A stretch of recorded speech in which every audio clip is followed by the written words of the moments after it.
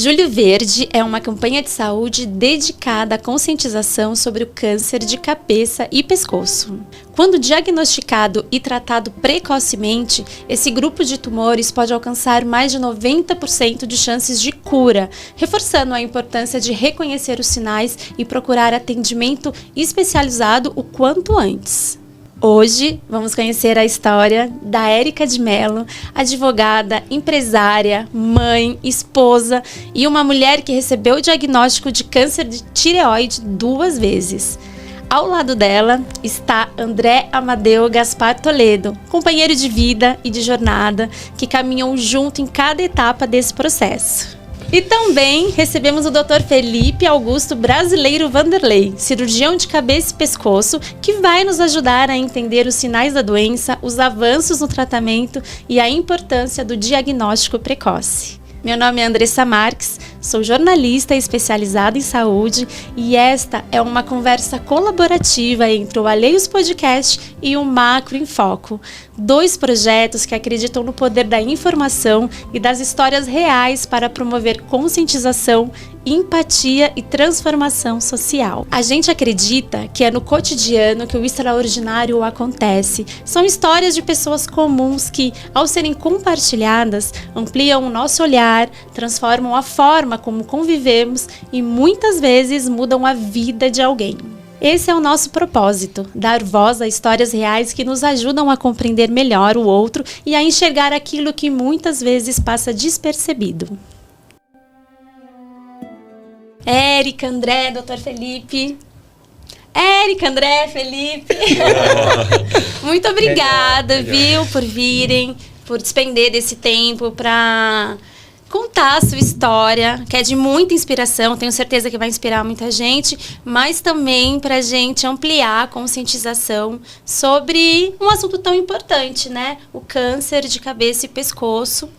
E a OMS, né, divulgou recentemente um relatório dizendo que até 2050, 92% das pessoas de alguma forma serão afetadas pelo câncer, sejam enquanto pacientes ou sejam enquanto rede de apoio. Então o tema é super importante e ter você para contar a sua história, ela tá linda e maravilhosa. Já vou dar um spoiler, que é uma história super ótima, né? A gente conta boas histórias aqui, a gente dá boas notícias. Então fala um pouquinho como foi a sua jornada entre tantos predicados, né? É uma alegria ter você aqui. Conta um pouquinho a sua jornada, 2 vezes. Bom, esse episódio é muito, muito especial para mim, né? Acho que todos aqui sabem disso.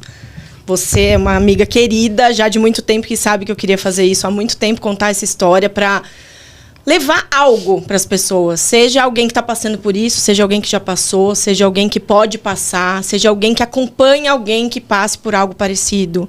Eu acho que compartilhar é sempre uma forma de aprender e de inspirar, né? Então eu gosto de ver histórias de pessoas e eu achei que era minha obrigação compartilhar minha história, né? Então estou aqui rodeada de pessoas queridas.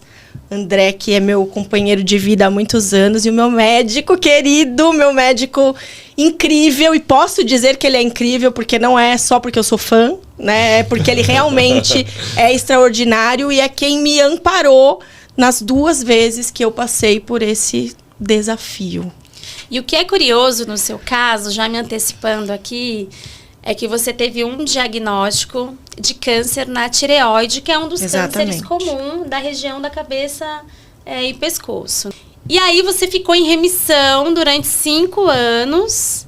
Não, 8 anos. Você, na verdade, saiu daquele tempo que é protocolar, né, que, enfim, os estudos informam, né, que depois de 5 anos você pode ser considerado curado, mas uma coisa que é super importante é que você insistiu, e daí a importância de você sempre estar de olho na sua saúde e tudo mais. Conta, assim, primeiro a sua jornada, né, você tem histórico na família, não tinha sintomas, né? Foi uma médica também, com um olhar muito atento, muito especial, que falou, encontrei uma coisa aí, vamos investigar. Conta a sua primeira jornada. Eu não tenho histórico familiar de câncer de cabeça e pescoço. O que eu tenho histórico familiar são de outras patologias de tireoide. Então, nódulo tireoidiano ou doenças da tireoide, a minha avó materna tinha, a minha mãe tem, né? Então, eu sempre fiz um acompanhamento muito próximo e eu tinha um nódulo benigno, que eu acompanhava já há algum tempo. Né? Eu tenho outros cuidados, assim, a minha vida sempre foi de muito cuidado com a saúde, por outras questões que vão ser papo para outro podcast. Tem muitas camadas na sua vida. Tem muita, né? Muita pauta, muita camada. Mas eu sempre cuidei muito da saúde, porque a saúde é vida. Então, para viver, a gente precisa cuidar. E eu sempre fiz acompanhamento desse nódulo benigno, cheguei a fazer punção dele para ver se ele de fato era um nódulo benigno, estava tudo bem, tinha que acompanhar por conta do tamanho, porque às vezes se ele atingisse um tamanho muito grande, ele não era palpável, tá? Apesar dele ser grande, acho que ele tinha 3 centímetros, 3 e pouco. Bastante. Então, eu não sentia ele. Mas ele era acompanhado, acompanhava com a endocrinologista, fazia tudo direitinho. Meu médico tá aqui, vai poder dizer que eu sou uma paciente super... Sim, me mandou fazer, eu vou fazer. Né? Regra para mim é para ser cumprida, então eu vou fazer. E aí eu fazia esse acompanhamento, mas eu não tinha nada. Chegou uma vez que eu fui fazer o acompanhamento, em 2017, e apareceu uma outra imagem que era menor do que um grão de arroz. Tinha não era esse um nódulo, era uma outra coisa. O grande estava lá, do jeito que sempre esteve. E apareceu um outro que era muito pequeno, menor do que um grão de arroz, menor do que 1 centímetro, que aí o Dr. Felipe pode confirmar, normalmente é acima de 1 centímetro que faz a punção, né, para identificar se tem alguma característica diferente. Mas aquilo chamou a atenção e a minha endocrinologista falou, Érica, até, né, pelo seu caso, pelo seu quadro, né, de ter uma imunidade um pouco mais baixa e tal, eu prefiro, mesmo sendo pequeno, a gente fazer uma punção nessa imagem, nesse nódulo. A gente vai ter que falar. Você também já foi transplantada renal e por isso sou transplantada renal, exatamente. Você é transplantada renal e por isso... A minha imunidade é mais baixa. Então, o meu transplante foi em 2014 e isso aconteceu em 2017. Então, feita a punção, imediatamente identificaram que era câncer, né? Ela veio lá com a característica, eu fui na endócrino e assim... Não sei se porque a minha vida foi condicionada a passar por desafios de saúde... Eu também sempre fui muito prática. Aconteceu, tem um diagnóstico, tem alguma coisa pra fazer? Vamos fazer. O que eu tenho que fazer? A minha pergunta é sempre essa. Ok, lógico que dá medo, lógico que assusta, né? A gente ouve, alguém receber um diagnóstico de câncer não é uma coisa simples. Nunca foi e nunca vai ser. E você sabe que as pessoas têm um certo mito sobre o câncer de tireoide. Eu já ouvi muitas vezes... se for para ter câncer na vida, que seja de tireoide. E não é bem assim. É mais suave. Não é bem assim. Aí depois você conta pra gente, porque tem esse miticismo. Se for para ter, eu quero ter esse. Não é bem assim que funciona. É melhor não ter nenhum. Né? Mas, enfim, o que eu fui fazer foi entender o que era isso. Qual era a característica. Eu... Felizmente, sempre tive muitos profissionais excelentes com quem eu pude contar. Então, desde a minha endócrino, a doutora Débora, através de quem eu cheguei no Dr. Felipe, eu sempre fui muito informada de tudo, né? Eu sempre procurei conhecer muito do que eu estava passando para entender os passos que eu ia ter que passar no tratamento. E aí ela falou, é cirúrgico, você tem que fazer a cirurgia e tal. Imediatamente fui para o cirurgião e a conversa foi a mesma. Quando, como, o que tem que fazer? Né? Vamos encarar e vamos fazer. Fiz a cirurgia, super resolutiva, enfim. Quanto tempo durou, assim, desse achado diagnóstico foi até muito você rápido. Ir pro Dr. Felipe e fazer a cirurgia? Foi muito rápido. Muito rápido. Nas 2 vezes. Acho que foi, assim, questão de 20 dias, nem isso, estava tudo resolvido. O diagnóstico dela foi muito precoce, nas 2 vezes. Quando a gente fala de câncer de tireoide, a gente tem que separar as doenças que são realmente doenças menos agressivas das doenças que são muitas vezes mais agressivas. E até em relação ao tamanho do nódulo, como a Érica falou, a gente também tem que separar o tratamento individual do tratamento populacional. Então, se a gente fala, olha, os nódulos de menores do que 1 centímetro, eles não precisam ser puncionados, isso do ponto de vista geral é uma verdade. Só que quando a gente tem um indivíduo, a gente tem que olhar a localização desse nódulo, se ele está perto de outras estruturas, se o paciente, no caso é um paciente que tem um antecedente de imunossupressão por transplante. Então, todas essas informações elas precisam ser usadas para definir a conduta e o caminho a ser tomado. E na maioria das vezes, o câncer de tireoide, ele é um tumor o tratamento é muito efetivo e a grande maioria dos pacientes, eles têm uma cura, né?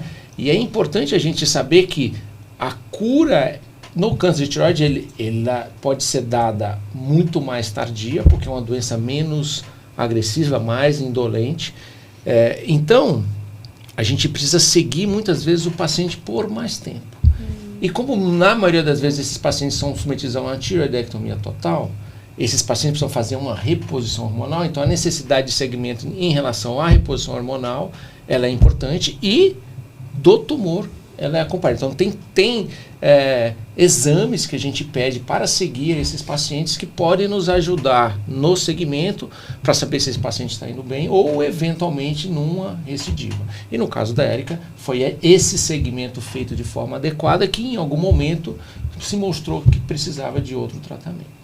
Mas do ponto de vista geral, o que a gente fala é que mais de 90% dos pacientes que têm um câncer de tireoide, eles são curados com o tratamento inicial, que envolve muitas vezes cirurgia ou cirurgia mais tratamento com iodo radioativo. Que foi o meu caso. A cirurgia é o tratamento de primeira linha, então? Ou também depende? Normalmente, o tratamento curativo, ele é o cirúrgico. Tá então, o câncer de tireoide, do ponto de vista geral, o tratamento que a gente chama de tratamento ouro, o tratamento primário, o tratamento principal é a cirurgia. A extensão da cirurgia antigamente não era muito discutível, a gente sempre fazia tireoidectomia total. Hoje a gente sabe que dependendo da doença, dependendo do tumor, uma cirurgia parcial ela é bem indicada. No caso da Érica foi parcial? Não foi uma cirurgia parcial. Não foi Total. uma cirurgia parcial. Total. Hoje em dia até tem alguns trabalhos que mostram que dependendo do tamanho do tumor, dependendo da localização, mesmo com o diagnóstico de câncer, a gente pode seguir esses pacientes sem cirurgia. Um número pequeno de pacientes podem ser seguidos. Tem alguns estudos na literatura que mostram que esses nódulos muito pequenos, eles têm pouca evolução e têm segmentos de 5, 10 anos ou mais, com pequena mudança no tamanho ou uma maior agressividade. Então, muitos pacientes, e aí pacientes mais idosos, porque a expectativa de vida é maior, então os pacientes mais jovens que vão ter um segmento de muitos anos, hoje em dia os jovens de hoje vão viver 100 anos, né? Então um segmento muito longo tem uma maior restrição para o segmento desses nódulos. Mas o que a gente sabe é que alguns desses nódulos, dependendo das características iniciais, eles não vão nem crescer. Eles podem ter seguido. Mas, do ponto de vista geral, o tratamento é cirúrgico. O médico, e muitas vezes uma equipe, né, médica, multidisciplinar também, tem que avaliar tanto a condição da doença, que pode se manifestar de diferentes formas, né, em diferentes indivíduos, e também a condição do paciente. Érica é transplantada renal, então eu imagino que a tireoidectomia total, falei certo? Consegui? É a primeira vez que eu falei essa palavra. Falou bem. Também foi por conta desse histórico dela ou tem a ver com o tamanho do tumor? Foi por conta do histórico, foi por conta que ela tinha outros nódulos, foi por conta de várias informações que a gente tem, tanto no pré-operatório e informações que a gente tem no intraoperatório, né? Então a gente tem informações que a gente consegue ter pré-operatório, exames de imagem, tem algumas informações que a gente só consegue durante a cirurgia, presença de linfonodos positivos, necessidade de tirar linfonodos, e aí a gente precisa fazer uma ampliação da cirurgia. Então todas essas informações elas são somadas para determinar qual é o melhor tratamento.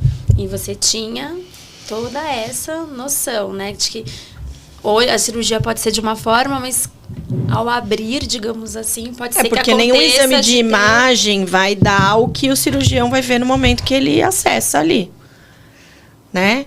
E quando você falou de multidisciplinariedade, acho que é legal falar sobre isso, porque no meu caso foi isso que aconteceu. Eu tinha endócrino que me acompanhava, o Dr. Felipe como cirurgião, meu nefrologista, por conta do meu quadro específico de ser uma paciente transplantada, também participou disso, de olha, tá acontecendo isso, a conduta vai ser essa, é assim que a gente vai fazer, até porque eu tomo medicamentos que também às vezes têm interferência com outros medicamentos que vão ter que ser usados no tratamento operatório, né? Então, assim, e tudo isso favoreceu. Acho que o mais importante de tudo isso é fazer o que tem que ser feito. Você é uma mulher muito forte. Eu acho que isso é uma característica sua. Mas, quando você ouviu a palavra câncer, como que bateu em você na hora? Ou você não... Como que foi? Eu acho importante a gente falar isso, porque a medicina, a ciência, está tudo muito avançado, né? Hoje se fala muito em controle do câncer, né? Então, você pode viver com o câncer como uma doença crônica, né? Não necessariamente de cabeça e pescoço, mas pensando em outros tipos de tumores. Mas dá medo do mesmo jeito. Você foi um baque? Foi um choque? Sim, e especialmente porque eu sei que a minha imunidade é menor por conta do transplante. Sempre vai ser. Então, isso também é uma coisa que assusta, porque qualquer doença, qualquer coisa, para mim, é diferente, né? Como vai se comportar? Ninguém sabe. Assim como eu tive Covid, logo que o Covid surgiu e que não tinha ainda, ninguém sabia nada sobre isso, imagina, foi medo também, muito medo, né? Mas acho que o que eu posso compartilhar e que funcionou pra mim, a gente sabe que cada pessoa tem uma forma de reagir. Claro que eu fiquei com medo, é claro que na hora você fala, meu Deus, o que vem depois? Eu já tinha passado um pouco por isso no transplante, né? Que pra mim era uma coisa assim, o que vai vir depois? Eu não conseguia planejar minha vida depois daquilo. Então era como se até a cirurgia eu soubesse o que vai acontecer. E dali depois? Que de fato não dá pra... Você não sabe. Existe um prognóstico, mas você não sabe como vai ser a cirurgia. Eu fiz iodoterapia, porque no meu caso foi indicado fazer. Não, depois da cirurgia. Depois da primeira cirurgia. Então tive que fazer toda uma preparação para fazer a iodoterapia. Fiz a iodoterapia e fiquei bem. Eu não tive intercorrência cirúrgica nenhuma das vezes. Eu não tive intercorrência na iodoterapia. Correu tudo bem. Mas que dá medo? Dá. A primeira vez, lógico que eu fiquei muito preocupada. Chorei. No primeiro dia, eu sempre falo que na segunda vez foi a mesma coisa.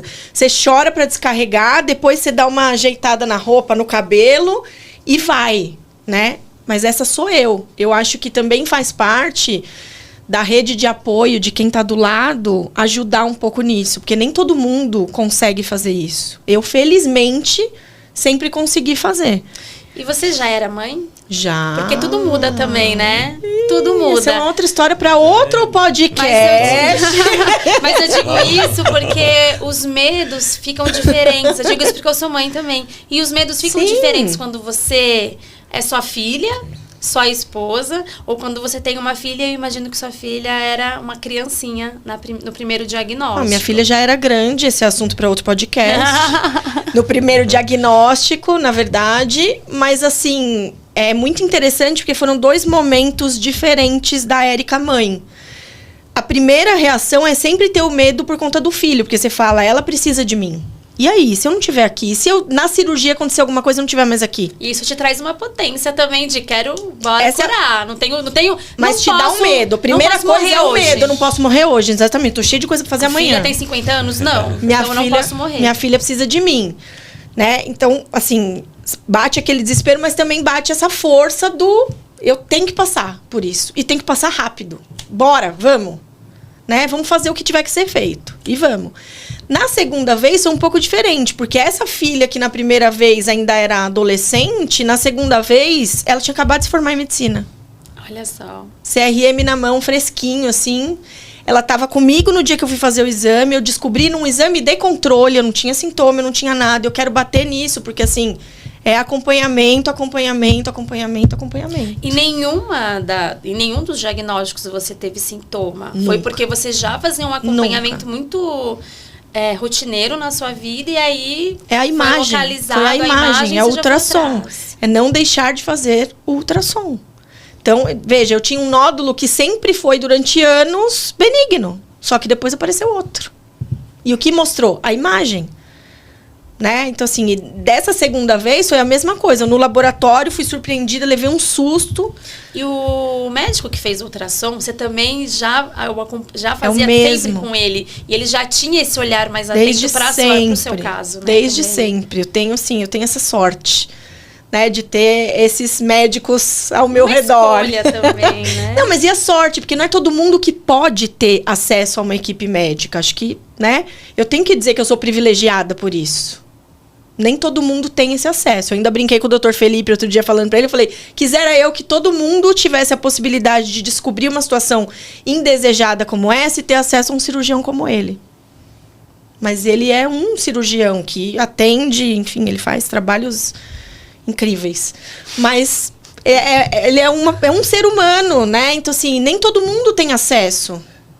Sim. Só que é isso. E na segunda vez, quando eu descobri que eu estava no laboratório, que também foi esse susto, e aí eu fui para fazer um ultrassom simples e olhar. Eu cheguei lá, não, vai ter punção agora, já vou ligar para sua médica, porque tem que ser rápido e vamos.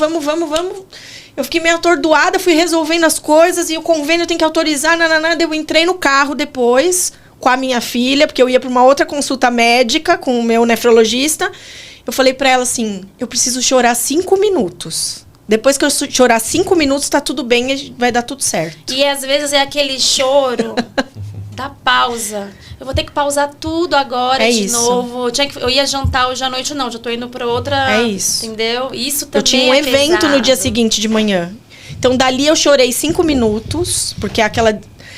Né, você descarrega aquela energia ali, aquele medo. Eu chorei 5 minutos no carro, com ela ali comigo, sem falar nada, ela segurando minha mão, eu chorando meus 5 minutos que eu precisava.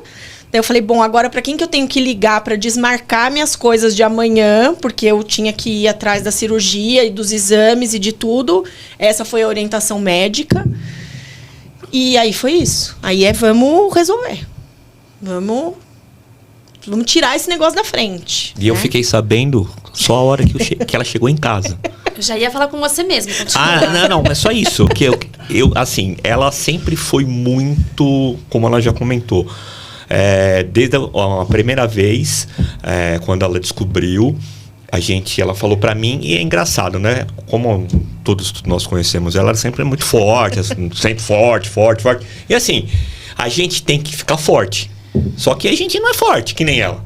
Né? Ela é diferente. A gente deu uma envergadinha, né? Exato. Então, assim, é claro que câncer e transplante, e agora câncer, meu Deus do céu, e vamos atrás. E assim, não dá, e ela, como ela já falou, ela não dá tempo de martirizar as coisas.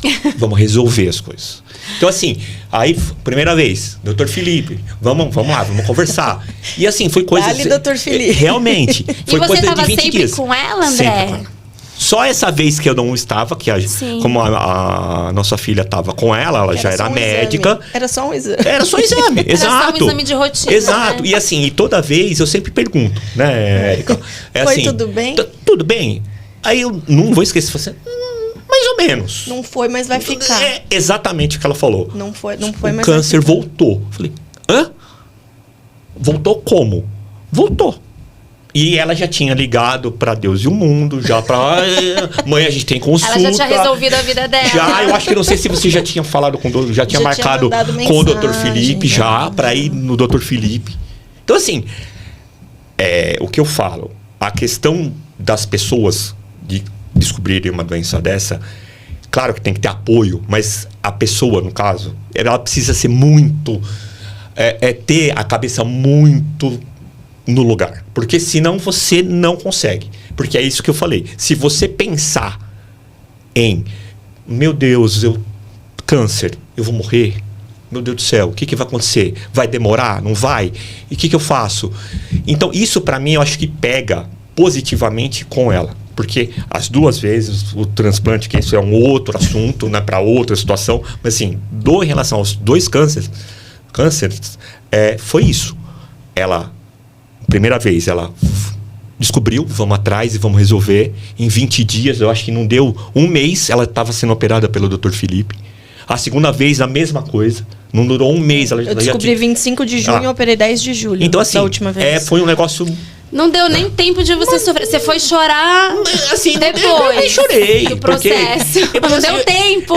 Eu não choro, porque assim, não dá tempo por motivos específicos. Não dá tempo por motivos de Érica. Exatamente, você conhece, então não tem como. Ela é muito forte, então... Mas ela me contou nos bastidores que o seu apoio foi extremamente importante. Talvez você não saiba que apoio foi esse que você deu, mas você deu, você apoiou. E eu acredito que só de estar ao lado, se acelerar, junto com você acelerada, já faz parte desse apoio, de estar né? junto, eu acho que estar junto, você sentir que as pessoas estão com você, faz muita diferença. Então, para quem tem alguém que passa por isso, eu acho que essa é a mensagem importante, né? Vai dar medo? Vai. Eu já tive pessoas na família, meu pai teve câncer, né? E para mim, eu tive medo também quando meu pai teve câncer. Só que a minha opção era, no momento que eu estiver com ele, eu tenho que ser força para ele. Eu posso até baquear quando eu estiver longe dele. Mas quando eu estiver com ele, eu tenho que ser a força que ele não tem nesse momento. Porque... assim, é legal, eu sou forte. Todo mundo fala isso. A Érica é forte, a Érica é forte, a Érica é forte. Mas eu também tenho minha fragilidade. Eu tenho medo. É que eu aprendi a lidar com isso de uma forma... Então, vamos resolver. Aquilo que eu não posso lidar é a doença. Eu não posso controlar se eu vou ter a doença ou não. Eu posso fazer a prevenção. Agora, uma vez que eu estou doente, eu não posso controlar isso. O que eu tenho que fazer? Lutar. Eu acho que não é nenhuma questão só de força. É o seu tipo de pensamento cartesiano. Eu tenho... Quais são as opções de tratamento? Qual a opção que eu tenho? Tratar. É isso. Não tem outra opção. Tem que operar? Né? Eu brincava com o doutor Felipe. Tem que operar? Então tira logo. E tirou tudo. Porque aí vai entrar o outro ponto. Tirou tudo. Eu até pedi pra ele fazer um pouco aqui, tirar a papada, mas ele não aceitou. Fazer já a plástica junto. Foi bem triste essa parte. Mas tirou tudo. E 8 anos depois... Porque eu fico pensando... É um pensamento meu... Eu faço parte já desses 92% que a OMS fala, porque tive muitas pessoas próximas, amigos, familiares com câncer, e situações, cada caso é um caso, cada história é uma história. Pode ser o mesmo tumor, mas cada história é uma história. E... é uma vida de ansiedade, né? Você tem que ficar todo ano vendo, monitorando. Né? Às vezes não é todo ano, às vezes depende do semestre, fazendo exames para fazer o acompanhamento. Isso gera uma ansiedade gigantesca no paciente, na família. E aí, a gente tem a impressão de... ela tirou tudo... Ela fez a iodoterapia, falei certo de novo? Falou. Obrigada. Depois a gente fala se você teve algum efeito colateral. Nada. Nada. Depois você conta também, por favor, se é um pouco mais tranquilo, porque a gente usou esse protocolo para ela. E aí, 8 anos depois, ou seja, passou aquele período de 5 anos, né, que os estudos científicos falam, que é o período de remissão, passou isso, não teve mais nada, tá curada. Você respira um pouco, mas ufa, agora já foi. Aí passam-se 3 anos e ela tem de novo. Onde que voltou esse câncer? Por que volta? Conte. Tente explicar, né? Primeiro, uma coisa que vocês conseguiram notar, né? A Érica, além de resolutiva e forte, ela é muito generosa, né? Todas essas palavras que ela fala de mim é muito mais generosidade do que merecimento. Né? Então ela é muito generosa mesmo e isso até me emociona, né? A gente faz o melhor trabalho que a gente consegue fazer, né? Mas o que é importante, o Júlio Verde é uma conscientização sobre o câncer de cabeça e pescoço, né? A gente está falando bastante agora sobre um câncer de tireoide. O câncer de tireoide, ele realmente é um tumor que tem baixa mortalidade, né? Baixa mortalidade. A gente até tem classificações que nem dão conta da mortalidade, porque é um tumor que mata pouco, mas é um tumor que pode dar uma recidiva. Então a gente até tem uma classificação para o câncer de tireoide, que é uma classificação de risco de recorrência. Né? Então isso é bastante interessante. Então a gente usa muito e tem uma subclassificação só para o câncer de tireoide, porque Como ele não tem muita mortalidade, mas ele tem um risco maior, ele tem um risco real de recorrência. E a gente estratifica os pacientes em relação a esse risco de recorrência. Quando ela foi tratada pela primeira vez, como ela tinha um risco de recorrência, a gente divide em 3 riscos, né? Ela tinha um risco moderado, ela fez o tratamento com iodo e precisa seguir. Por ser uma doença que é menos agressiva, mais indolente, ela pode ser uma doença que precisa de um segmento mais longo, né? Então, por isso que câncer, a gente não consegue generalizar a palavra para todos os tumores, né? Quando a gente fala de 5 anos, isso eventualmente ele consegue ser aplicado num grande número de tumores, mas não em todos. E é isso que a gente faz, a gente vai seguir a Érica para sempre. A gente tem pacientes que têm segmento da doença do câncer de tiroidiano que é seguido 20, 30, 40 anos, né? Por quê? Porque isso pode acontecer. É raro, mas como é um segmento que do ponto de vista de cuidado ele não é tão complicado, exame de sangue, um ultrassom, então isso é feito anualmente, né? E onde voltou nela?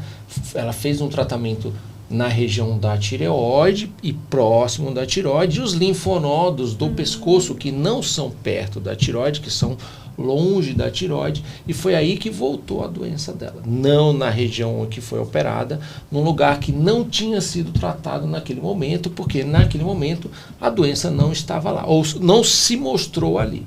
E o segmento mostrou esse linfonodo no pescoço, nos linfonodos mais longe da tireoide, e o diagnóstico é feito com ultrassom, uma punção, citologia, dosagem de substâncias nessa punção que indicou o tratamento cirúrgico novamente para ela. Então, a recidiva não foi onde tinha sido feita a primeira cirurgia.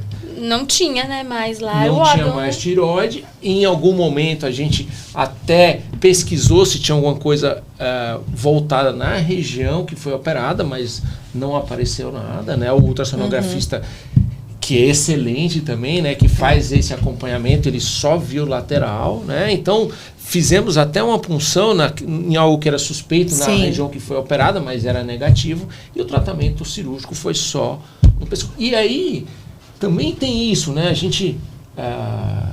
isso também é uma característica do câncer de tireoide, e eu tendo a falar para todos os pacientes assim: o câncer de tireoide, ele realmente é um tumor muito resolutivo. Eventualmente, você pode ser que precise fazer alguns tratamentos durante a vida. Porém, mortalidade é muito improvável. Então, os planos de vida, eles precisam ser mantidos. Bom, dá para ver como ela está ótima. E isso, não é verdade? Não, ela está ótima. E ela passou por 2 cirurgias em 8 anos de diferença, fez tratamento com iodo e precisa manter os planos, porque isso é o que é a maior realidade em relação ao câncer de tireoide. Eu acho que o principal, então, é o pós, né? Como que é a vida após os episódios do diagnóstico.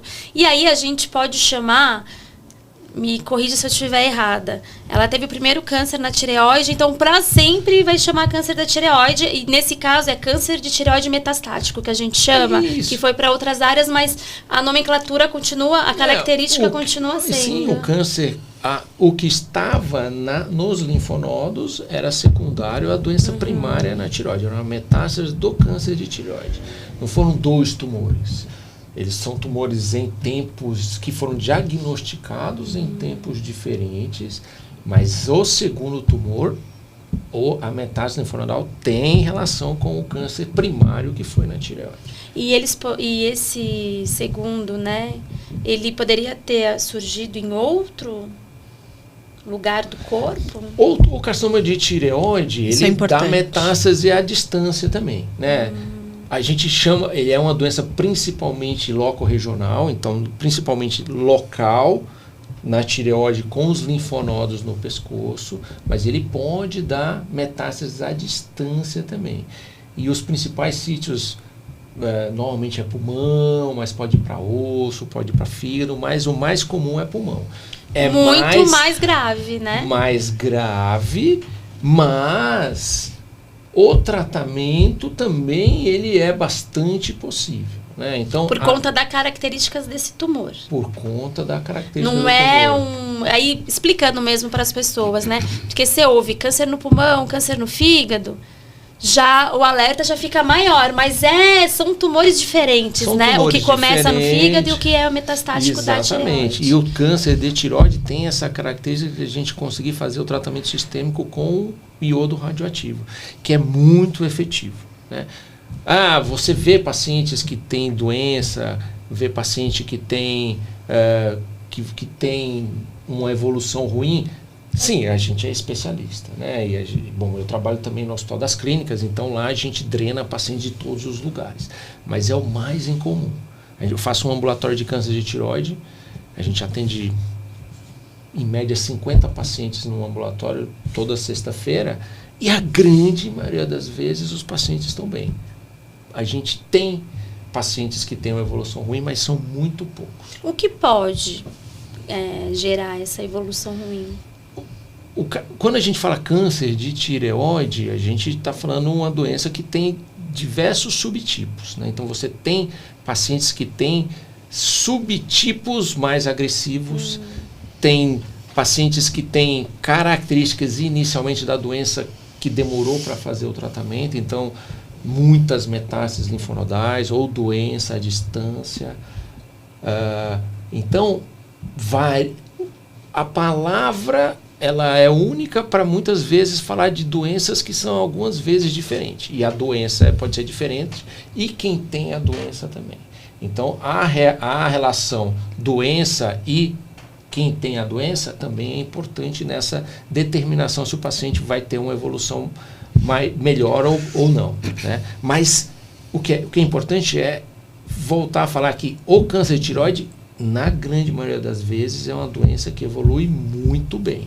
E mesmo naqueles pacientes que têm uma recidiva, que a gente precisa fazer um novo tratamento, mesmo esses pacientes, a evolução também normalmente é muito boa.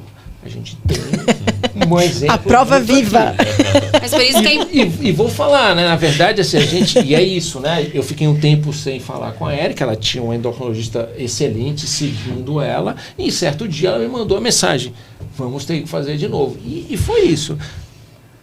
E isso é o nosso dia a dia. Na cirurgia, Jaqueline, filha que está aqui, ela está aqui ouvindo tudo. Em breve estará na cirurgia e me ajudou bastante. E aí eu acho muito importante um médico, um homem da ciência, porque eu acredito muito que, e esse é um podcast também muito de comportamental, né? Não só falar da ciência, da técnica. Me fala você a importância do papel, do companheiro, da filha, da família, da rede de apoio nesse processo. Nossa, é muito importante. Eu costumo brincar às vezes, porque as consultas médicas, às vezes fica aquela... E quando fica aqui, você não falou isso, e quando tem alguém junto... Puxa aqui, tem que puxar, não tem? Quando tem, desculpa, quando tem alguém acompanhando, é sempre muito melhor. Muito melhor. E eu falo para o paciente, porque às vezes tem um conflito. Você está querendo... Bom, se tem alguém preocupado com você, é muito melhor do que quando não tem. A gente tem diversas experiências no consultório. Quando a gente cuida de pessoas, a gente vê pessoa sozinha e a gente vê pessoa com um acompanhante. Hospital das Clínicas, você vê muita gente sozinha, né? Pode dizer sem medo. Não, a gente vê... Pode ser que eu seja um privilegiado, né? Os pacientes do nosso ambulatório, eles normalmente têm acompanhantes, né? A gente muitas vezes não consegue ter pacientes internados com acompanhante durante o tratamento cirúrgico, porque você tem uma restrição de espaço. Sim. Mas os pacientes estão lá, a gente conversa com eles no pós-operatório imediato, conversa nas visitas e nas consultas ambulatoriais. Então,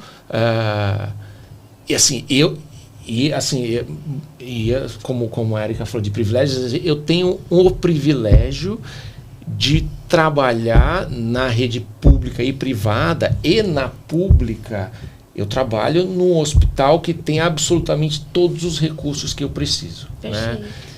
E sei que isso, infelizmente, não é a realidade para todos, né? Mas tirando a quantidade, porque se você pensar, a gente atende, os outros médicos assistentes, e os residentes, atendemos 50 pacientes numa manhã, é pesado. Em compensação, a gente faz um trabalho que a gente consegue dizer que é o mesmo que a gente faz lá e faz nos outros lugares.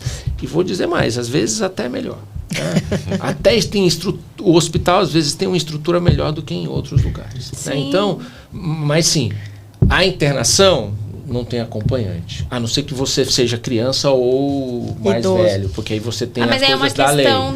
Mas você tem uma dificuldade de espaço. Né? Então, e você tem que fazer com que aquela estrutura funcione para mais pessoas que precisam. Né? Então, o espaço, às vezes, é muito caro para isso. Eu digo isso porque a gente não tem no Brasil um estudo consolidado sobre abandono parental, principalmente para mulheres que são acometidas com doenças importantes. Não só o câncer, mas doenças importantes, doenças crônicas, enfim.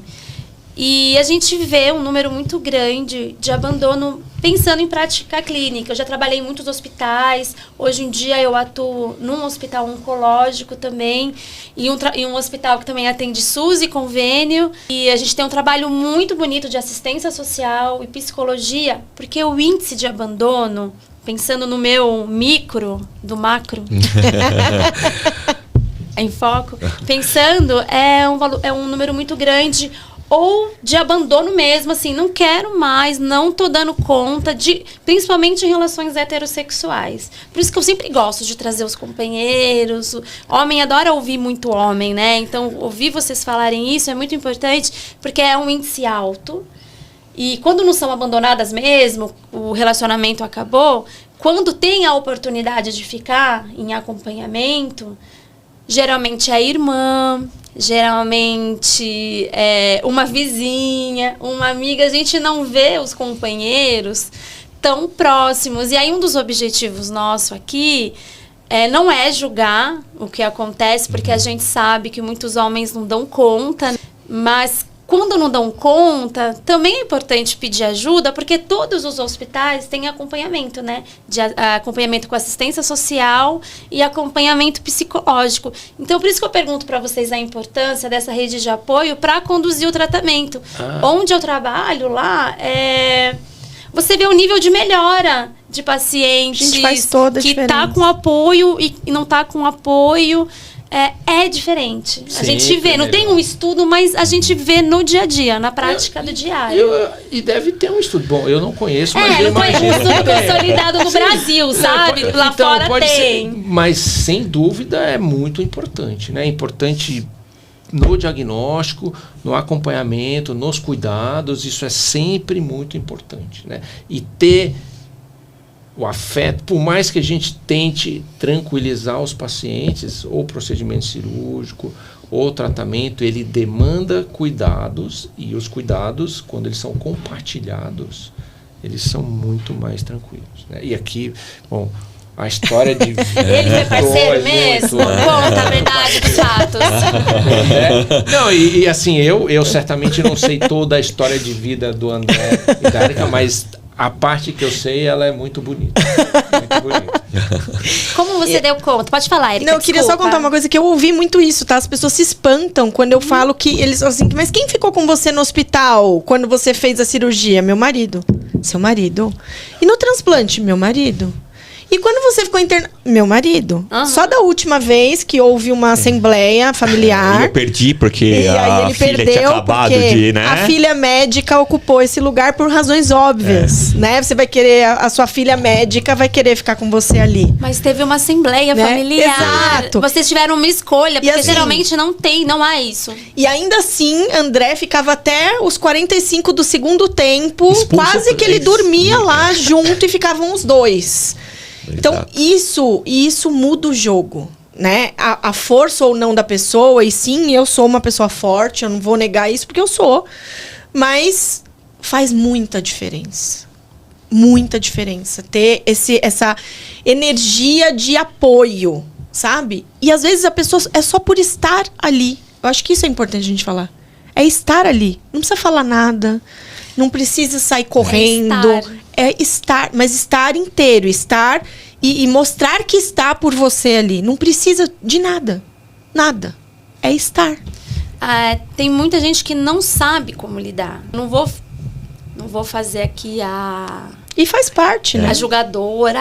Abandonou. Às vezes não tá dando conta. A gente entrevistou um psicólogo aqui que muitas vezes o familiar que precisa do apoio. E aí eu te pergunto, você precisou de algum apoio que nem a Érica saiba e ela vai saber agora? Olha... Ou vocês se sustentaram juntos? Como foi? Então, que seja um apoio religioso, Sim. que seja um apoio de um amigo, de uma amiga, da filha, que seja... Sim. De conversar entre si sem a Érica tá... Ela nem sabe, talvez, não sei. Olha, você precisou? assim, sinceramente, eu acho, pra mim, foi, como eu já tinha falado antes, como foi muito rápido, e parece que eu tô um disco quebrado.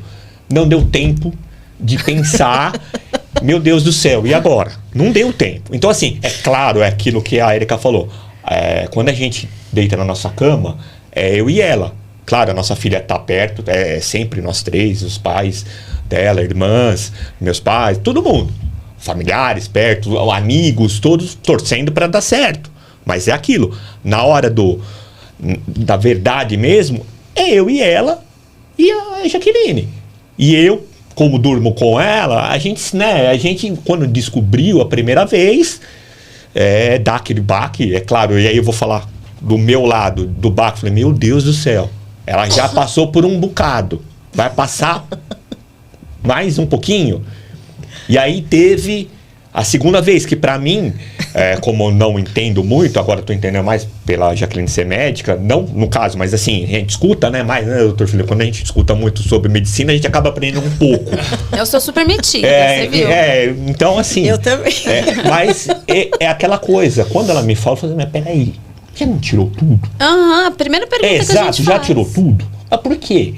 Aí vem a explicação científica, porque tem que fazer. Então, assim, mas voltando à sua pergunta, assim, não é que não deu tempo, é claro que eu fiquei, mas assim, a primeira vez a Jaqueline era adolescente. Então, assim, conversei muito com os meus sogros, com o meu sogro, com a minha sogra, com a minha mãe, com o meu pai, aquela coisa de força de, vamos lá, vai dar certo. É aquele pensamento positivo. Já a segunda vez, a Jaqueline estava formada. Então, assim, veio a nossa explicação científica, mas veio ela falando, é tranquilo assim, não é tranquilo sendo tranquilo, porque... Eu entendi. Eu acho que, eu não tudo que o doutor explicou expliquei aqui né? muito bem. E assim, de novo, jogar confete no Dr. Felipe, mas a gente já sabia que... assim, você sabe o medinho que fica? Claro, uma cirurgia. Mas a confiança no cirurgião, acho que também é uma... Ela tem imunidade baixa. É um fator muito Toda importante. Cirurgia tem um risco, por menor que seja, né? Toda cirurgia tem um risco. E tem um risco anestésico, e tem um risco... Enfim, é uma cirurgia. Né? E eu falo de novo, e vou falar isso aqui, eu sou tão privilegiada que eu vou dizer, ele vai dizer que eu sou generosa, mas assim, que eu tive acesso à melhor equipe que eu poderia ter nas duas vezes. A mesma equipe do Dr. Felipe, né? Eu falo ele porque ele é o cirurgião, é o médico da minha confiança, mas ele tem uma equipe que atua com ele, que não é pequena e que são pessoas extremamente competentes. Lógico, né? Para acompanhar o cirurgião-chefe. Mas... E também tive a oportunidade nessa segunda vez de passar por algo que foi inédito, que foi... A minha filha tá dentro da sala. Eu escolho a trilha sonora também, tá? O Dr. Felipe, ele tem essa. A gente tem uma trilha sonora, tem todo no centro cirúrgico. Ele tem um gosto musical maravilhoso, então a gente compartilha da mesma, né? Vocês criaram a playlist. A gente já tem uma playlist. Mas tudo isso Eu espero nunca mais ter que ouvir essa playlist, mas eu gostei. Nos debate... Toda vez. As músicas que você ouve? Não, imagina, eu adoro. Eu adoro. Porque, coincidentemente, na primeira cirurgia, quando eu entrei no centro cirúrgico, ele estava ouvindo, Nando Reis, que era a playlist. E eu falei pra ele, eu adoro, tá? Chegou na segunda cirurgia, vamos de Nando Reis, que foi sucesso. Nando Reis, então, assim, você, olha só, ele faz parte chega, da minha história, da história do Dr. Felipe, enfim. Então, assim, e tudo isso, toda essa atmosfera, toda essa forma de tratar com leveza, claro, com responsabilidade. O Dr. Felipe é muito competente, muito técnico, muito médico, cirurgião, mas ele tem a coisa da humanidade também, né? Que transforma a consulta, que transforma a sua internação, procedimento cirúrgico, e por isso que eu falo que eu queria que todo mundo tivesse acesso, assim, numa coisa o mais leve possível, o mais natural possível dentro daquele quadro que você já está passando. Tanto para ela quanto para a família, tá? Isso faz muita diferença. Isso faz muita diferença. Porque a sua segurança, o seu medo, a maior parte dele vai embora quando você sabe que é essa pessoa que você tem ali. Que é esse médico que não é só um cirurgião que vai te olhar lá como um paciente qualquer, um pescoço que está ali para ser operado, né? Que ainda tem. É uma pessoa. Então, assim, é uma humanidade, é uma forma de exercer a medicina que me encanta. É disso que eu falo, quando eu falo dele. Os profissionais... Eu espero não precisar dele nunca mais, ele já sabe disso. Mas eu adoro a pessoa Felipe Augusto Brasileiro Vanderlei. Adoro ele. Não quero precisar dele nunca mais, nem ouvir Nando Reis lá naquela situação com ele. A gente pode ouvir em outros contextos. Mas tudo isso faz diferença. E eu ainda pude acordar no centro cirúrgico. Que essa foi assim, isso é inesquecível pra mim. Acordar ainda dentro do centro cirúrgico com alguém falando assim pra mim: mamãe, tá tudo bem, eu tô aqui. Isso aconteceu quando eu abri os olhos no centro cirúrgico. Então a minha dúvida era assim: o que vai acontecer? Vou viver? Porque cirurgia é cirurgia. Você fala, meu Deus, e se eu morrer na cirurgia? Será que chegou minha hora? Será que é nessa cirurgia que eu vou embora? Não dá pra saber, né? Eu já passei por algumas, em todas elas eu tive essa dúvida.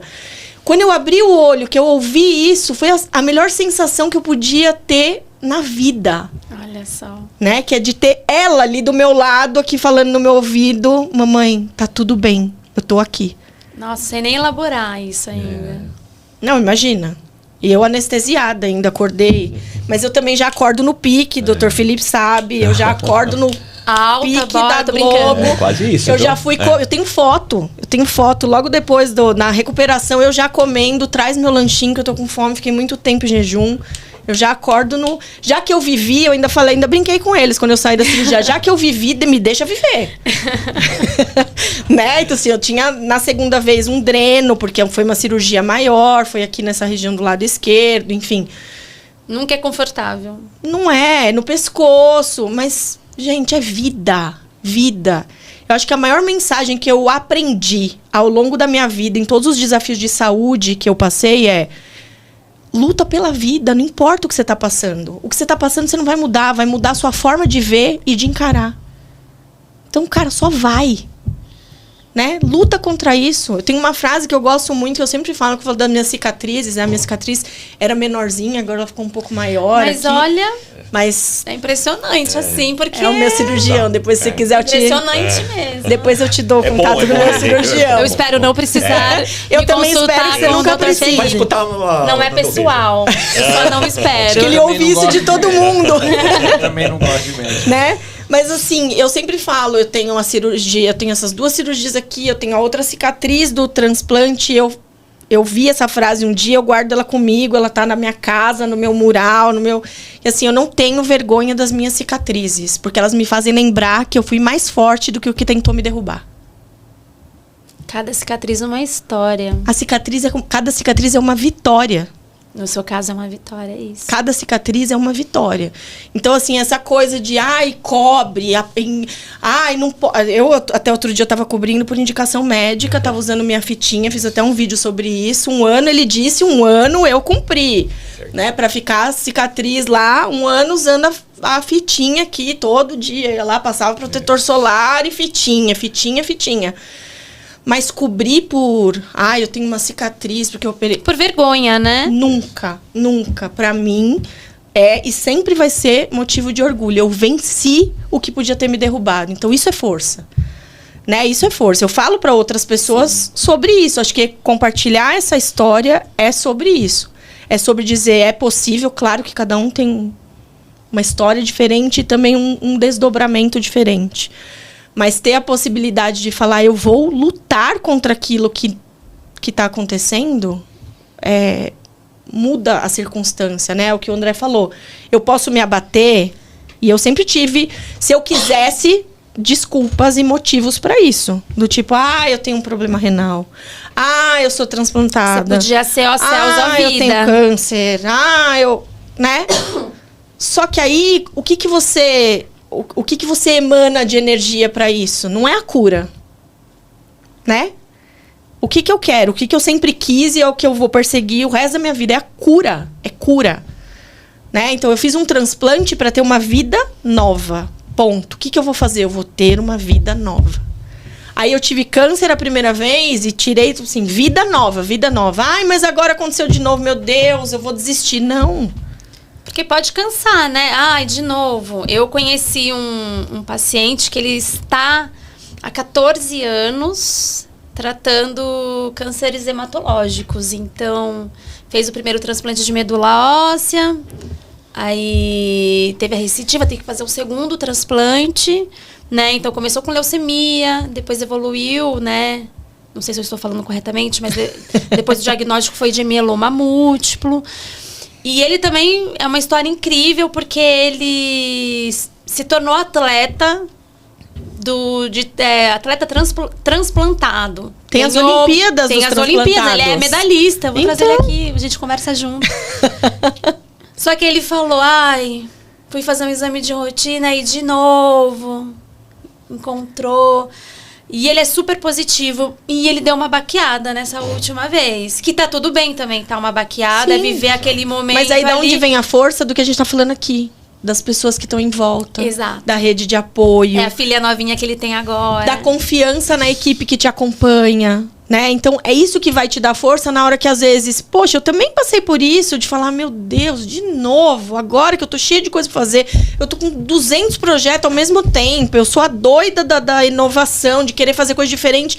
Eu tinha um evento amanhã de manhã, e agora? Não, calma. Tem vários lutos, né? Várias interrupções aí, e isso é pesado também nos tratamentos mais longínquos, assim.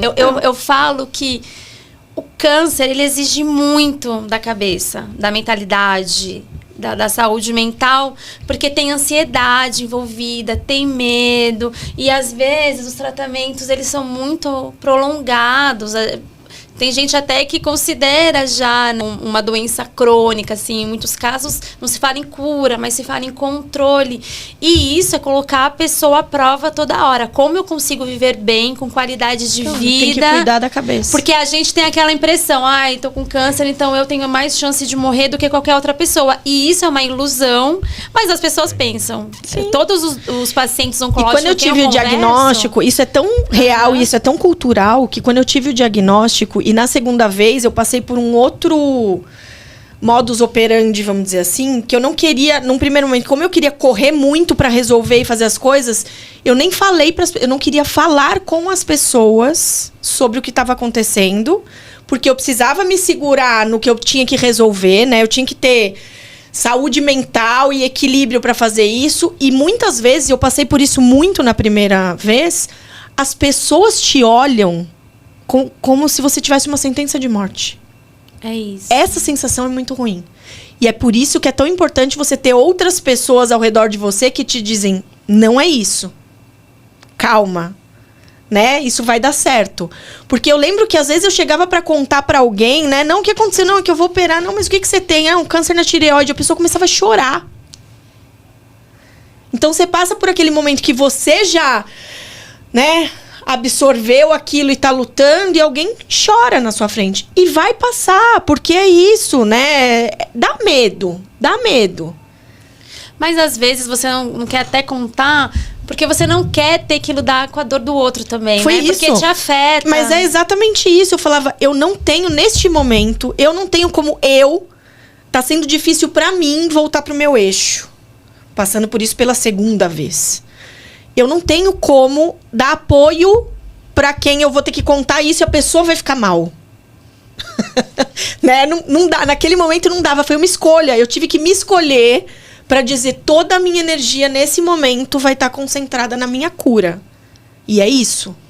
Eu não consigo doar energia nesse momento. Eu preciso. Gente fechou, né? Nós três em eu casa. preciso catalisar. Vocês o negócio tem que viveram ficar esse aqui. momento, Foram esse poucos segundo dias. momento. Foram poucos Foi rápido, dias. mas assim, até marcou a cirurgia e vamos contar? Sim. Os pais dela, totalmente, né? Porque ela vai fazer uma cirurgia, né? As pessoas vão questionar, né? Mas meus não tem como não pais, eu falava, eu só vou contar pros meus pais quando estiver muito perto. Porque senão, por que eu vou deixar duas pessoas desesperadas? Porque moram longe, porque vão se preocupar. Eles podem fazer alguma coisa nesse momento? Não. Infelizmente, eles não podiam. Eu falei, quando tiver tudo resolvido, cirurgia autorizada, data marcada, tudo certo, eles vão saber. E eles, de novo, eu sou privilegiada, né? Eles imediatamente vieram correndo no dia da cirurgia, internaram. O Dr. Felipe chegou lá no quarto, tinha uma comitiva. O pai, a mãe, a filha, o marido. Era um evento. Mas eles estavam lá comigo, né? Só que num primeiro momento eu precisava, porque senão eu ia receber 30 telefonemas por dia para falar de coisas que naquele momento eu não podia. Eu não podia. Eu tinha que me concentrar em resolver. Em ir atrás do que eu precisava para resolver. Né? Mas eu acho que é isso o mais importante. É compartilhar essa história para falar disso. Para falar não só do câncer de tireoide, mas o de cabeça e pescoço, que acho que a maioria deles, e aí o Dr. Felipe pode falar, são cânceres silenciosos, né? Que não tem muito sintoma inicial. Mas e no meu caso, eu tenho convicção de que foi isso, de que o acompanhamento e ser precoce o diagnóstico, ele falou das metástases que podem ser graves e muita gente já descobre só quando já chegou numa situação mais grave, né? Com metástases importantes, exatamente por ser silencioso. Pode falar, doutor. Bom, a gente falou muito, né? Porque a gente tem uma história real de um paciente que tem um câncer de tireoide. Mas o câncer de cabeça e pescoço, ele engloba várias estruturas anatômicas, né? E tem um detalhe muito especial em relação aos tumores que não são como o tumor de tireoide, que a gente trata, que são os tumores de língua, tumor de laringe, tumor da cavidade oral, que são doenças mais agressivas, mas que têm um fator de risco muito determinado. O câncer de tireoide não tem fator de risco, isso é uma eventualidade. Poucos pacientes têm alguma relação com doença familiar. Existe um câncer de tireoide, um carcinoma medular que tem famílias, um específico, mas o carcinoma que é o mais comum, que é o carcinoma bem diferenciado, não tem muita relação familiar e também não tem tem um fator de risco conhecido, que é radiação, mas que a maioria dos pacientes não foram expostos à radiação para ter um câncer de tireoide. Mas os outros tumores, que são tumores do trato aerodigestivo alto, boca, laringe, eles têm um fator de risco bem conhecido, que é o tabagismo. Exato. Né? E eles são doenças muito mais agressivas, e o tabagismo associado ao etilismo faz com que a doença seja muito mais agressiva. E a gente tem um fator de risco bem conhecido, a gente tem uma faixa etária, que é uma faixa etária um pouco maior do que os pacientes que têm um câncer de tireoide, que a maioria dos pacientes tem. E a gente tem muitas vezes uma possibilidade de diagnóstico um pouco mais precoce, né? Porque você tem o paciente que tem um fator de risco e, por exemplo, um tumor de língua, ele é visível a olho nu. Né? Não precisa de um ultrassom para ver. E a gente tem dificuldade de fazer diagnóstico precoce mesmo com todas essas características. Agora, e a gente tem uma possibilidade de eliminar o fator causal cientificamente comprovado, que é o tabagismo. Né? Que aí eu sempre fico na dúvida. É possível prevenir o câncer ou a gente tem que sempre falar em diagnóstico precoce? Para esses, é possível prevenir? Sem dúvida nenhuma. O tabagismo, ele é a causa do câncer do trato aerodigestivo alto e de outros tumores, né? Pulmão, a grande maioria, esôfago. Esses são preveníveis? São preveníveis. Se você não tem o fator de risco, se você não se expõe, a chance de você ter um tumor desse tipo, ela é muito pequena. E aí, entre os fumantes passivos também? O fumante passivo tem um risco maior, mas não é igual a um fumante ativo. Mas sim, o fumante passivo ele tem um risco um pouco aumentado, como algo que tem relação à presença dos carcinógenos na boca é menor, mas sim, o fumante passivo ele sempre é um problema, né? Mas o que a gente tem que lembrar é que a gente tem uma possibilidade de diminuir ou eventualmente eliminar esses tumores com algo que seria a eliminação do tabagismo. É difícil, né? Do ponto de vista populacional, diria que é muito difícil, né? Mas a gente tem absolutamente um fator de risco conhecido e que pode ser eliminado. A gente erra quando a gente só coloca na conta da população, né? Existe muita responsabilidade de empresas, é uma questão de saúde pública também, né? Sem dúvida. É a população, é o governo, são as empresas que ganham vendendo esse tipo de produto, né? Tudo isso precisa ser visto, né? E a consequência está aí. A gente, lá no Instituto do Câncer, são tratados e nesses pacientes, a gente, infelizmente, tem um diagnóstico mais tardio, porque a gente tem problemas na saúde pública em geral. Exato. Então, o paciente, às vezes, ele ficou tentando o tratamento durante muito tempo e por falta de conhecimento, por falta de apoio, por falta de estrutura, a doença chegou ao estágio maior. Às vezes até acesso, falta de conhecimento. O câncer de laringe, por exemplo, ele é super curativo também. Câncer de laringe. E às vezes você pode evitar, né, uma laringectomia total. Sem que dúvida. Pessoa, assim, a qualidade de vida, ela não vai ter mais. Ela fica impossibilitada de falar. Sendo que se você procura o diagnóstico no tempo certo, é 90% de chance também de curar e preservar a voz, preservar a laringe. Bom, assim, é verdade, né? O câncer de laringe ele é muito bem curado. Na verdade, ele é bem prevenível se não tivesse o tabagismo. Ele é bastante curável nos tumores iniciais. Também pode ser, lógico, com uma porcentagem menor nos tumores mais avançados. E ele tem uma piora real na qualidade de vida.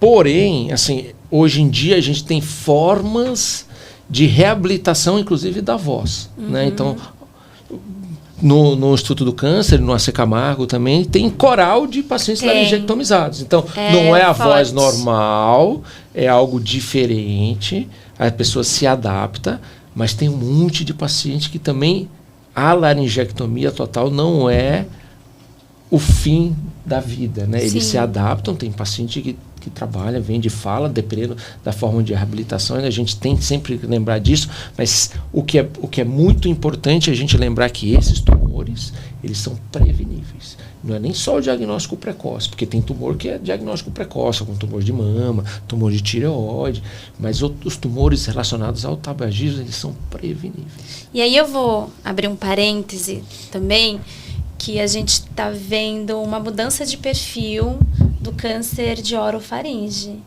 por conta do HPV. Fala um pouquinho sobre isso, aproveitando esse espaço do Júlio Verde, porque não é só mais associado ao tabagismo e ao consumo excessivo de álcool. Temos agora um famoso conhecido, né, o HPV, o papilomavírus humano.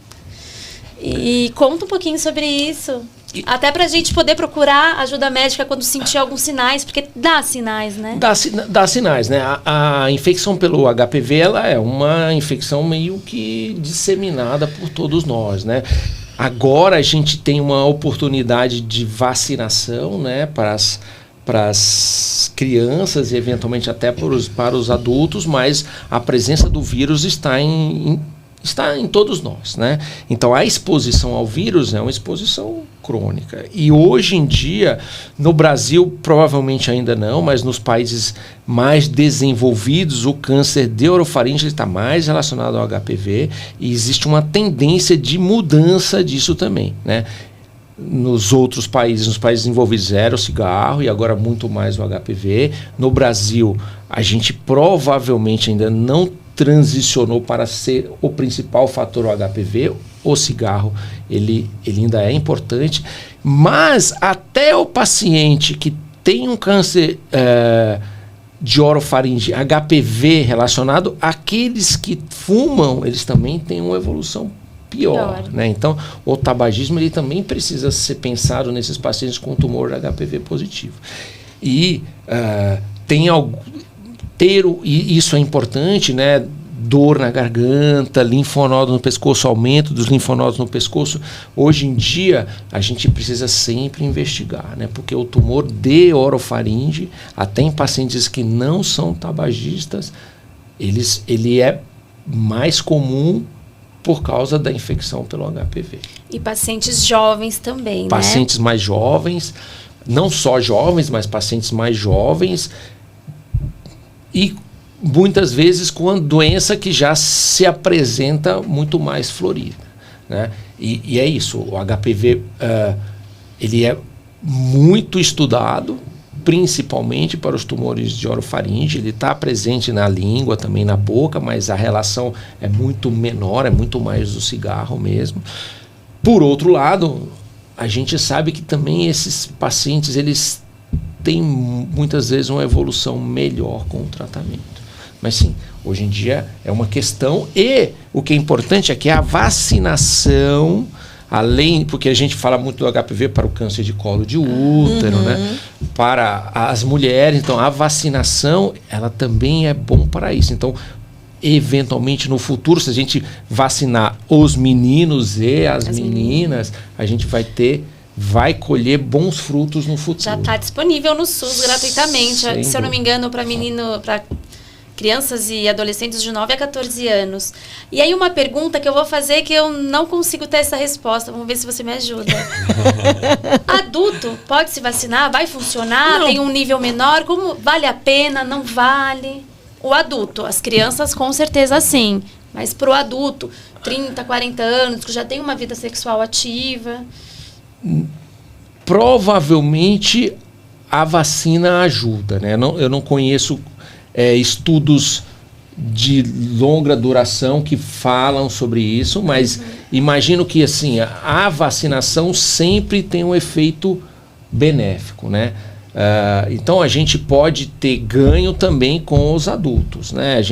A exposição ela é do dia a dia, mas a gente pensa não só no carcinoma de útero, mas a gente pensa nos outros tumores, então a vacinação ela pode ajudar nisso também. Perfeito. Uau, a gente já está a 1h40 conversando. Vai ter corte, né?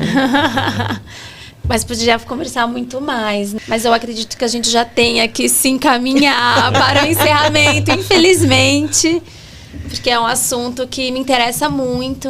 Eu levo a prevenção, o diagnóstico precoce para a minha vida. E aí o objetivo de falar com o microfone ligado é justamente a gente poder amplificar essa conscientização e mudar comportamentos também. Conte, Érica. Vamos chegar aos finalmente. Infelizmente, está muito delicioso o papo. Mas você contou para mim que a cada diagnóstico e a cada cura, uma nova vida. Também há uma nova Érica em cada fase. Me fala sobre isso e deixa uma mensagem para quem está assistindo a gente. Eu acho que sempre há, né, uma nova pessoa depois que você passa por um desafio desse tamanho, né? Sempre diferentes, mas desse tamanho. Então, eu acho que nasce uma nova pessoa, porque você também passa a ver outras coisas, né? Eu sou uma pessoa que tem muita força, que tem muita fé, né? Que se apega muito... Muita generosidade. E eu sempre fui muito positiva. Eu sou uma pessoa que ri demais. Eu sempre falo que eu não posso usar Botox por conta do... né? Porque o Botox tem a imunidade, o negócio do transplante. Eu não posso... Pode dar rejeição, enfim. Não posso usar Botox. Falei, eu vou ter pé de galinha. Minha cara, não tô nem aí. Porque eu sou uma pessoa que ri. Até de nervoso, né? Eu não choro, eu dou risada. Eu choro muito também. Minha filha fala isso. Que eu choro muito também. Mas eu acho que sempre nasce uma nova pessoa. E acho que a beleza da vida é essa. É de você poder usar os aprendizados dos desafios que você atravessa, e principalmente os que você vence, para olhar para isso de uma forma positiva, né? E dizer, poxa, é uma nova chance. Sabe aquele se que fala assim, não existe se, né? As pessoas falam, não existe se eu tivesse feito, se eu... Na verdade, o se para mim é assim, e se eu não tivesse aqui agora, então, putz, eu tenho que aproveitar muito isso aqui. Essa vida tem que ser muito aproveitada, né?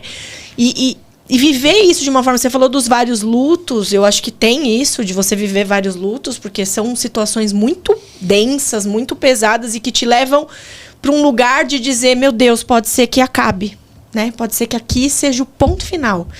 Mas também tem a hora que você acorda daquele pesadelo e fala assim, caramba, nasci, né? Vivi, como eu disse, né? Eu falava depois da cirurgia, eu falava lá no centro cirúrgico assim, meu Deus, eu vivi.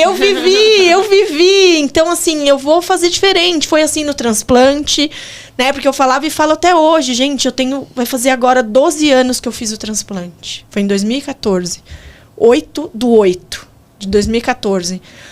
Até hoje, toda vez que eu tomo um copo de suco natural, todas as vezes, eu agradeço. Porque enquanto eu tinha doença renal, eu não podia tomar suco. As pessoas falam, mas nossa, você é transplantada, nossa, você tem que tomar remédio o resto da vida. Nossa, você não... Gente, eu posso tomar suco. Entende? 12 anos. Eu fui almoçar com os meus pais no domingo, né? A gente pediu uma jarra de suco de laranja. Toda vez que eu tomo um suco natural, eu lembro que enquanto eu tinha doença renal, quando a minha doença estava já num estágio muito avançado, pouco antes de fazer o transplante, eu não podia tomar suco. Não só suco, né? Mas toda vez que eu como uma fruta crua, uma banana... Então, poxa... Mas você viu, o extraordinário está no trivial. E a gente se perde... E às vezes a vida tem que dar um choque de consciência mesmo, realidade. Não precisava ser 3, 4, 5, mas já que foi, né? Já que não tem como evitar, isso que eu tô falando assim, pra mim, é sempre uma oportunidade de ressignificar as coisas. Essa é a palavra. Né? É ressignificar as coisas e continuar positivamente. É sempre uma oportunidade nova, é sempre, poxa, eu tô aqui. Eu estou aqui, né? Como disse o Dr. Felipe, estou aqui, estou muito bem. Faço o meu acompanhamento bonitinho. A cada 3 meses eu estou lá no médico, fazendo exame, mas isso não me impede de viver. Isso só me dá mais vida, porque quanto mais eu cuidar, mais vida eu vou ter. É isso. Mais vida saudável eu vou ter. Né? Então, poxa, me deixa viver, me deixa sonhar, me deixa fazer um monte de coisa, me deixa ser meio doida, fazer um monte de coisa ao mesmo tempo. Porque é isso, sem descuidar. Que acho que essa é a mensagem. Né? Não adianta a gente achar que isso foi um aprendizado para mim, assim... Eu já sempre acreditei nisso, por isso que eu continuei sempre fazendo meu acompanhamento e sempre vou continuar. Mas foi mais uma prova de que, olha, cuide, se cuide. E se deixe ser cuidada. Você deixou seu marido, eu deixo. Deixou sua filha te cuidar. Deixei porque meu médico. Mas deixar um filho cuidar de você é uma ressignificação, eu não tenho outro orgulho papo. com isso, não tenho orgulho com isso, não. Na verdade, eu sou privilegiada. Eu acho que essa é a minha mensagem. Eu sou privilegiada por muitas coisas que eu passei até aqui. Inclusive pelas ruins. Né? Porque eu também acredito que só acontece o que tem que acontecer. Então, talvez, realmente, era para eu passar, é para eu passar, né? Eu passei, espero, né? Que acho que minha cota já foi, mas tá tudo bem. E todas as vezes que eu tive que passar, eu agradecia. Isso é engraçado de falar, parece clichê. Mas assim, e até hoje, eu sempre agradeço. Mesmo que eu esteja numa situação difícil, eu agradeço. Sabe por quê? Porque eu tenho força para passar por isso. Então eu agradeço. Eu podia não ter acesso ao sempre tudo pode que eu ser tenho. pior. Tem gente que tem a visão por que comigo? Mas a ideia é sempre pode ser pior, entende? Eu agradeço. Eu sou grata. Eu fiz o vídeo da fitinha falando sobre isso. Que toda vez que eu colocava a fitinha de manhã, era uma oportunidade de eu agradecer por aquela cicatriz ser uma vitória, ser uma vida nova. E eu também comemoro todos os aniversários, tá? Eu tenho aniversário. São 3. São 4, tem o meu de vida normal, tenho do transplante, tenho da primeira cirurgia do câncer e tenho da segunda cirurgia do câncer. Então eu sou uma pessoa de festa, eu comemoro todos eles. Acabou de completar 1 ano, eu mando mensagem pro médico, a gente comemora, é assim, essa sou eu. Que delícia. E você, André? Conte, nasceu novos Andrés nesse processo? Sim, e eu acho Ou você tá ainda digerindo tudo, é não, isso? Não, chega, eu acho que já ainda foi. Não bateu? Não, já. Eu acho tudo que... bem também, né? Cada um tem seu tempo. Mas eu acho assim, o mais importante que tudo que a Erika comentou, o Dr. Felipe, a gente aqui, eu acho que assim, como você falou, o mais importante, e que eu sei que é muito difícil, são as pessoas chegarem e, de qualquer maneira, ajudar quem realmente está precisando daquele momento, de um simples abraço. É assim, é como a gente conversou. Tem muita gente que não tem essa oportunidade, porque, infelizmente, a pessoa não aguenta por N motivos, aí é um outro assunto. Mas eu acho que é muito, como o Dr. Felipe falou, é muito importante a gente fechar o grupinho. Eu acho que, não sei se, né, vou usar uma analogia aqui, fecha o grupinho. Se você tem essa oportunidade, fecha, porque isso vai ser bom para quem está passando, para o profissional que está vendo que ele vai fazer a parte dele. Claro que ele vai fazer a parte dele, mas é super importante, como o Dr. Felipe falou, tem um pós.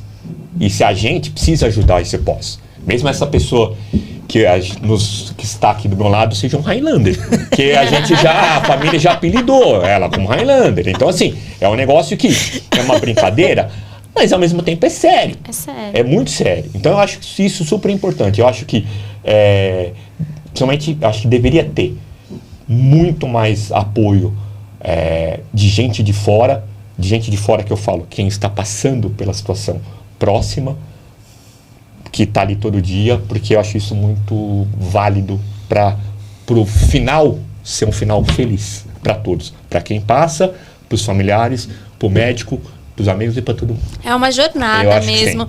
Em todo caminho, sempre vai ter espinho, sempre vai ter flor. O que você vai focar, né? Durante essa jornada. Para onde que você vai focar. Isso aí. E se parar para pensar, todo mundo aqui tá de viagem, né, gente? A gente fica pensando, então, aproveita. Quando que eu vou, quando que eu não vou. Isso é tão relativo. Aproveita, só curte. Exatamente. Só curte. É isso aí. Suas considerações finais, por favor. Não, Fique muito à vontade. Eu agradeço, né? E assim, a gente vê tanta generosidade aqui, a gente vê a Erika muito bem e sim, o resultado às vezes é muito bom porque ela se cuida, é importante a gente se cuidar, ouvir o nosso corpo. E eu acho que muito importante a gente não fumar. Não fumar, porque para essa doença e para o que a gente está falando, que são os tumores em cabeça e pescoço, o tabagismo é muito importante. E o etilismo também. Então, tabagismo nada e bastante maneiração com o álcool. Os cigarros eletrônicos também, né? Todos eles são todos ruins. São todos ruins. E aí, o pior é isso. Se você tem uma falsa impressão que não vai te trazer mal. E são todos ruins. Não existe tabagismo saudável. E hoje em dia, o que a gente sabe, assim, existia uma época que o álcool ele poderia fazer algo bom, né? E hoje em dia a gente já sabe que não tem a quantidade saudável. O ideal é não usar nada, né? Então, tabagismo com certeza e bastante moderação no álcool. E se cuidar, fazer as coisas preventivas que precisam ser feitas, né? As mulheres são muito boas nisso, nós homens somos muito péssimos, né? Mas a gente pode evoluir, a gente pode mudar. Sem dúvida, a gente precisa evoluir, né? A gente precisa evoluir em todos os aspectos, né? Eu tenho 2 filhas, né? Eu falo que tudo que eu faço, eu nasci para ser pai, né? Todo o resto eu faço para pagar os boletos. E eu vejo em casa, vocês mulheres são muito melhores do que nós, mas assim, muito melhores. Assim, infinitas vezes Esse melhores. é o primeiro recorte que vai para as redes. Não, e é verdade. E eu tenho 3 pessoas em casa que me mostram isso, né? Então nós homens, a gente precisa aprender muito com vocês. Muito, muito. E com a Érica, em especial com toda essa perseverança, essa generosidade, eu só agradeço de estar aqui. Entusiasmo também, né? Só agradeço de estar aqui. E reforçando, não fumem. Não fumem. Não fumem, bebam com moderação, se é que eu posso falar isso, mas eu aconselho também, né, gente? Médicos, lembrem que vocês estão cuidando de pessoas, é o amor da vida de alguém, então é muito bonito o seu exemplo também, né? Quando você diz que a Érica é generosa, mas ela é muito cartesiana, é porque você é tudo isso mesmo, e eu acredito que os médicos não, profissionais da saúde, tem sempre que se lembrar que vocês estão cuidando do amor da vida de alguém. E só isso, que não é só, já é muita coisa para vocês terem lidar com essa humanidade, com esse acolhimento, com amor também, não só cuidar da doença, mas olhar para o paciente como uma pessoa. Eu amei, eu espero que você esteja feliz, satisfeita de ter contado a sua história. Espero que a gente tenha atendido as suas expectativas, porque eu fico nervosíssima. Te adoro, a gente é amiga, mas eu quero fazer, né, o melhor. Mas pra mim é incrível, eu sempre aprendo muito aqui. Então, obrigada pela confiança. A gente tem muitas camadas pra conversar, muita coisa. A gente não falou de fé, né, que é uma coisa que eu sei que nesse último ano muita coisa mudou e é muito importante. Sim. E aí a ciência já vê, né, a espiritualidade como algo muito importante. A gente vai convidar a Jaqueline, também conhecida como filha da Érica, para conversar sobre isso, porque eu acho muito importante. Sim. E eu tô muito feliz, eu agradeço. Tô muito emocionada com essa conversa. Eu já tô chorando, então não posso nem eu só consigo chorar escondidinha no escuro. Eu consegui até o final, agora já não deu mais. Você é muito especial, você é uma inspiradora. Isso. E eu me sinto muito maravilhosa, porque você ter me escolhido para sua vida significa muito. É, para curtir a viagem. Quem tá comigo vai curtir a viagem. É isso. Muito obrigada, eu amei. Obrigada a você também que ficou com a gente em mais essa conversa. Se cuide, não fume, seja generoso, aproveite a vida, fique ao lado da sua companheira, que eu acho que toda conversa que a gente tiver aqui, eu vou bater muito nessa tecla, porque eu acredito no poder de evolução dos homens, né? A gente não tem um perfil de acreditar que é uma coisa ou outra, mas é junto, né? Os perfis, um é complemento do outro. Então, obrigada. Muito obrigada. A Érica costuma dizer que decidiu contar a sua história porque acredita que ela pode ajudar outras pessoas. Que bom que ela tomou essa decisão. Quando uma experiência deixa de ser apenas nossa, ela pode se transformar em informação. E informação tem um papel importante na nossa vida. Quero agradecer a Érica, ao André e ao Dr. Felipe por abrirem espaço para uma conversa tão necessária e agradecer a você que nos acompanhou até aqui. Se essa história fez sentido para você, compartilhe. Talvez ela seja exatamente a informação que alguém precisava ouvir hoje. Até a próxima!